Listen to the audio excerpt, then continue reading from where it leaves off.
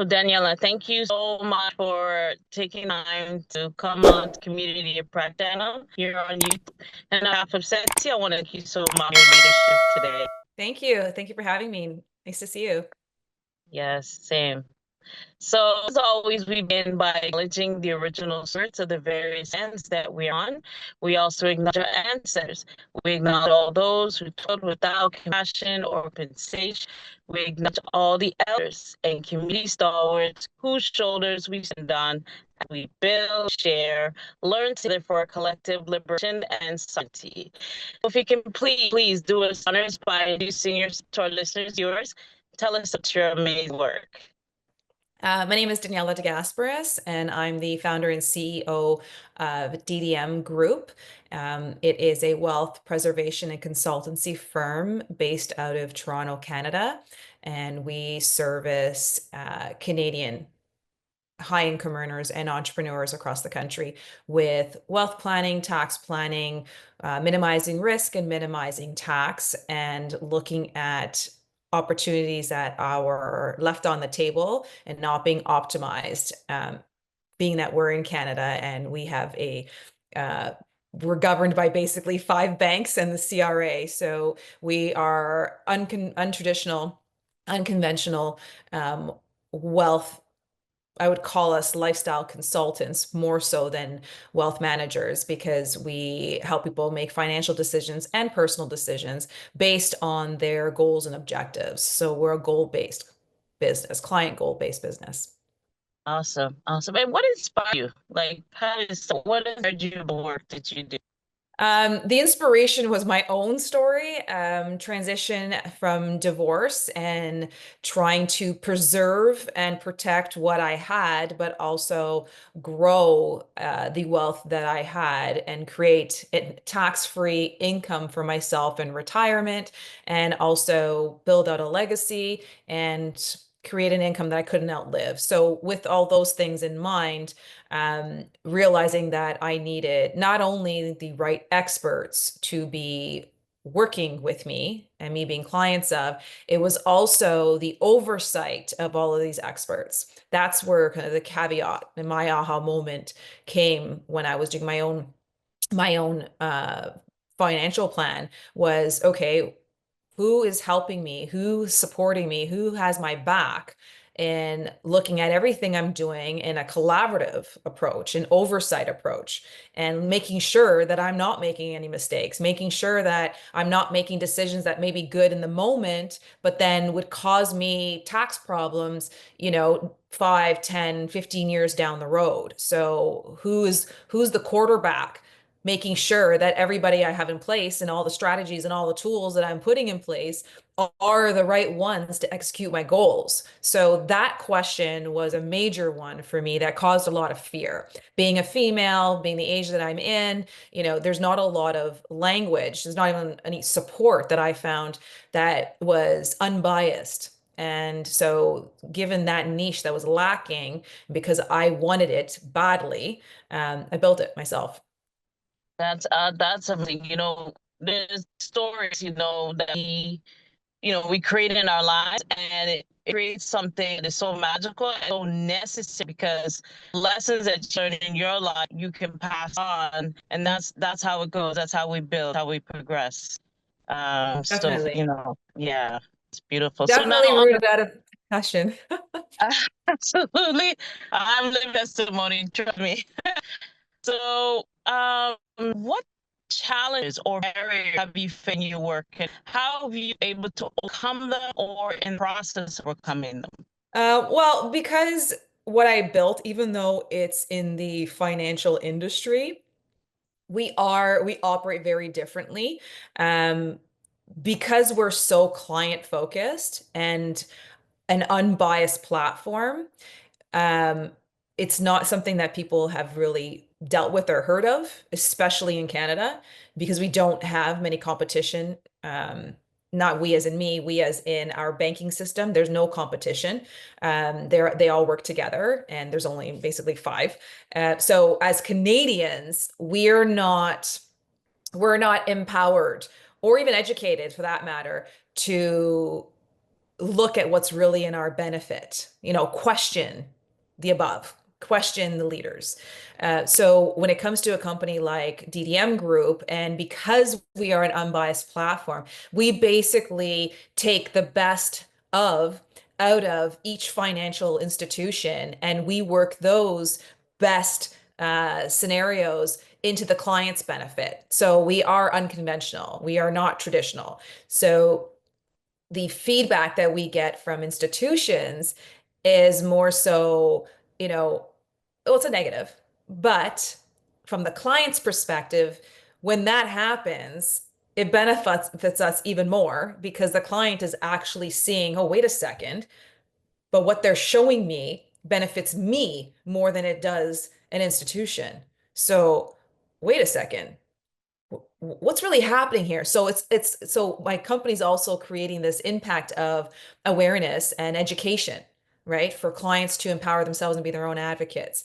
So from a industry itself, I've got other things that are against me. The fact that I'm female. This is, the financial industry, as we all know, is governed by a specific demographic. I don't even know if I could say it really here straight up, but I think everybody knows what that is. And, so when you have a female coming into it and now speaking finance and looking at and putting strategies together that maybe are three different financial industries together, and I'm speaking of it, I get like how is she doing that? And how does she do? She's not even licensed. She's not even, she's not even qualified with that. She's not even a CPA. She's not this, she's not that. And so I get that sometimes. And then my simple response is, you're right. I'm not any of those people. And I don't even want to be any of those people, but I know how to run a business. I know how to build. I know how to create teams. So I'm not here to be the technician. I don't work on the client files. But I know how to build a house. I know how to build the foundation. I know how to create a system that works, that's in the client's, the consumer's best interest. So no, I don't need to be a CPA. I don't need to be an insurance advisor. I don't need to be a financial planner. No, but I know how to look for the ones that are top in their fields who have my value proposition and my set of values and mandate in order to build an empire like this that is based on helping consumers in our country, because that's what we do. We help people protect and preserve their hard-earned money that they're making, where they're not sharing it now with the government, where they're not employees of financial institutions because the institution's benefiting more from them than they are from the institution. We're flipping the switch. So we operate too fast in order for that mass to catch up to us and stop us. There's nothing to stop because we're here speaking for the people. Are we for everybody? No. Do we have a specific type of person we like to work with? 100%. We're not here for everybody, right? I picked the niche, I medium to high end, because those are the business owners or high income earners that need the most help because they're the ones no one's talking to.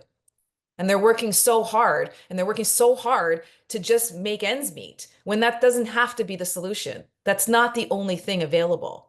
So I'm going to get backlash probably for the rest of the time I'm going to be doing this business. But does it matter to me? No, because the ones that we can help, the ones that are going to benefit are the ones that can come to the table with an open mind saying, teach me, tell me, help me, show me what is available for me. Those are my clients. Love it, love it, love it. I said, speak truth. Don't be afraid because to be heard, because there's people just like you who are saying the exact same thing and they just need that affirmation, that like to affirm in mind that, okay, I'm not the only one, that feels this way. So, don't be afraid. And I totally agree. It has been a patriarchal, dominant society, dominant field, and needs to be changed. Straight up, and you're definitely making that change. So we appreciate you for sure, for sure. Thank you. I mean, a lot of people talk, a lot of people put things out there, even as a country, oh, there's change and we're moving, we're doing this for the good reasons, we're adding more minorities in the conversation. And at the end of the day, if you really look, I mean, where are we? Who's really moving the True. needle? People True. say they're these large big organizations are talking about how they want the impact and how they're, making conversations more open, bringing more opportunities to minor to it's just not happening. It's not happening fast enough. So it's like, okay, are you going to put your money where your mouth is and actually do what you say you're going to be doing? Because the ones who are always lacking are the lesser socioeconomic demographic, right? Those are the ones who are always the ones feeling it. That's right. That's right. So, okay, so that's it. How do you feel about the future? Let's say social finance or, social enterprise. How do you feel about the future of it in Canada? How do I feel? Sorry, you clipped out. How do I feel about? The future of social, like say, social finance or social enterprise in Canada. Are you speaking in relates to AI and like technology or integration with minorities? Well, what are you Yeah, referring to? as far as overall, like, do you feel the impact is going to be in the future? Yeah, if it involves AI or just the whole, you know, the whole platform altogether. Social, Yeah, we I have, mean, yeah. I mean, it's a really open-ended question because there's so many different facets to that, from my God, from the schooling system to what's happening with technology and AI and how that's coming in. I mean, first of all, AI is not new. AI has been around and operating for a long time. Like my God, like even our iPhones, like it's been AI driven for a long time. Um, CIA's been using AI for like, so it's not that this is new, it's just coming more out there to the consumer side. And yeah, it's going to wipe out a lot of jobs, 100%, and it's going to make a lot of information, hands-on information a lot quicker and more attainable. So yeah, it's going to wipe out a lot of jobs that are more data based. But I think that also is a precursor, and this is another thing with Canadians, we're not ahead of the game ever. We're always waiting. We're always waiting to basically be told what to do and who's telling us what to do, right? Like nobody really thinks about that. And the ones that do think about that are the ones that are steps ahead and taking advantage of that. So if AI is coming in, it's here and you can't control it. You're not going to stop it. So in your profession, what does that mean for you? What is going to take over what you do? And how are you going to still be relevant given that that's coming in? What do you need to do with your business knowing that this is coming? How are you going to be standing better than the next person knowing of what's coming in? So we as Canadians need to be more proactive. No one's talking like that. And AI is coming and it's great, but AI still needs to be operated, right? Like AI is there in a lot of things, but we need to know as a user how to use it. That's where the missing link is on the technology side, right? And then you were also talking about integration and being more multicultural and okay, but so are these minorities given fair game? Like we talk about it, but are we given fair game? And not we, as in me, because I'm white. Like, but are the minorities, the real minorities that we're talking about so that corporations can all look better? Are we giving them opportunity? Are we supporting their small businesses? Is the our institutions supporting these small businesses that are coming out? We say we are. So is there been a change? I don't know. Has there been? One that can be felt and seen? Right. I don't think so. I think we're light years away. So true. It's like 2 steps for 10 steps, that kind of thing. But hey, that's my opinion. That's not said. That's my opinion. But Exactly. no, yeah, No, but you're yeah. right. You're right. And we're sheep, and then when things don't happen, then everybody complains. Okay, but what did you do? What kind of action did you take? Right? Like a lot of people just kind of sit and wait. And unfortunately, those are the people that miss out. They're just waiting for it to happen, waiting for it to come. Well, that's not reality. If you want something, you need to go and get it and learn how to do it. and That's take initiative, right. take action, right? Laziness Um, gets you. I don't like lazy people and I don't like lazy money. Right? I like my money to work for me, not to be lazy. But as a right, country, right. government wise, they want our money to be lazy because the lazier our money is, the more money they make. So that's what I'm saying. Let's flip the switch. Let's get everybody else Um, working for us and making less from us. Absolutely. Love it. Love it. So what does success look like to you? If you had it how you wanted the structure and everything, what would success look like to you? Um, so for me, and even why I mean, my whole business structure defines the way I think. And it's not just about making money. It's not just about wealth. For me, it's a combination of the freedom. That was the first start of why I even started this. I wanted the freedom of choice, getting to a point where I can choose what I wanted to do, when I wanted to do it, and how. That's the big one for me.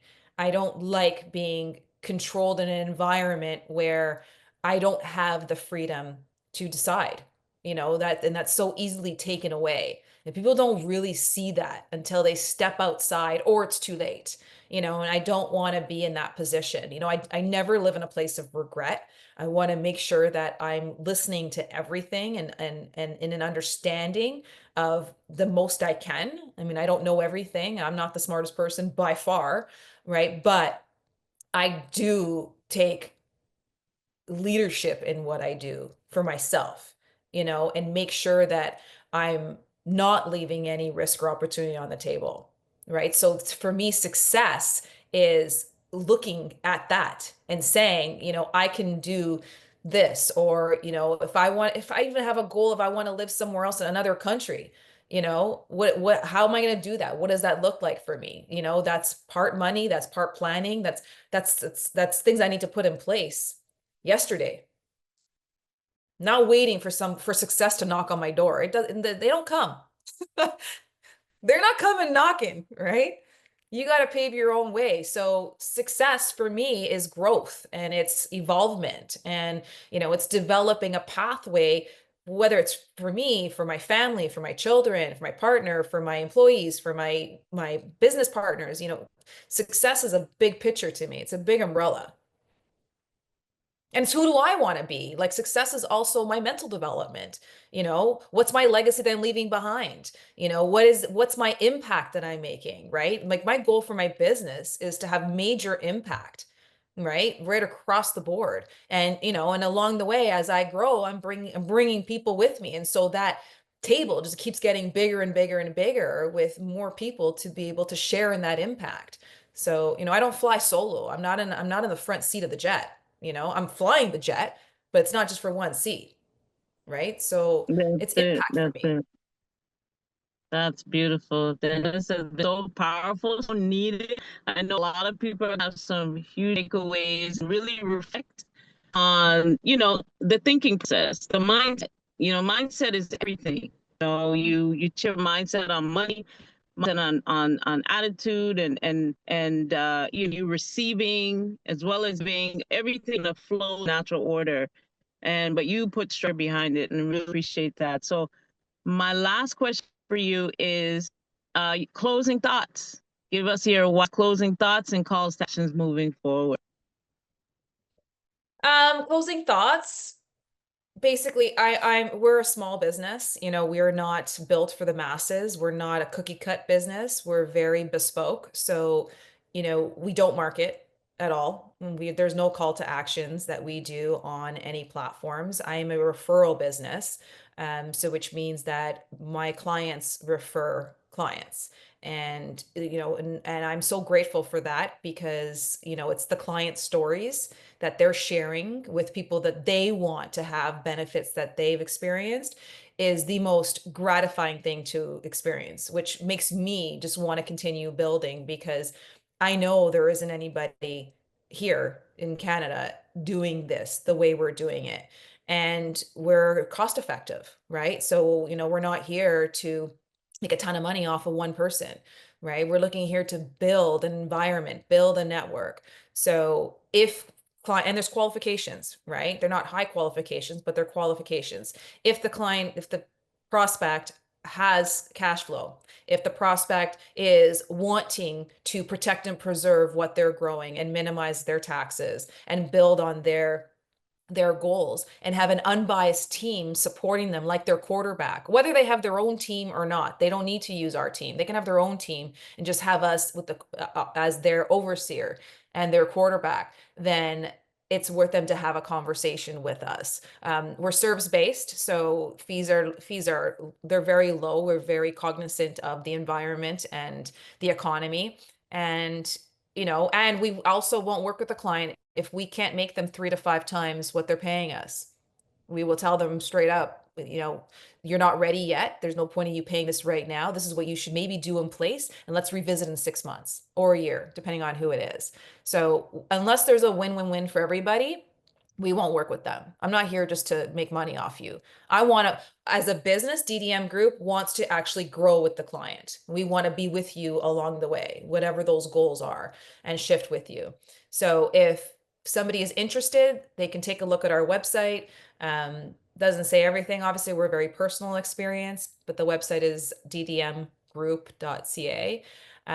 If somebody would like to have a conversation with myself or someone on my team, they can reach us at info@ddmgroup.ca. And that's about it.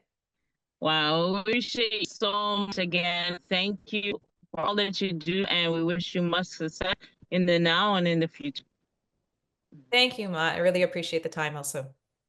Awesome. So we will close the way that we began by acknowledging the original steward of the various lands we are on.